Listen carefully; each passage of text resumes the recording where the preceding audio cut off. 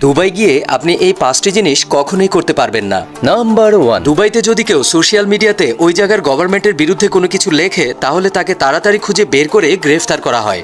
Number 2, দুবাইতে মদ পান করার আইন অনেক স্ট্রিক্ট। দুবাইতে আপনি ওপেন প্লেসে মদ খেতে পারবেন না, আর এই আইনটা ভঙ্গ করার কারণে আপনাকে 6 মাসের জেল অথবা 1 লক্ষ টাকা জরিমানা করা হতে পারে। নাম্বার 3, দুবাইতে আপনি কারো পারমিশন ছাড়া কোনো ভিডিও বা ছবি তুলতে পারবেন না।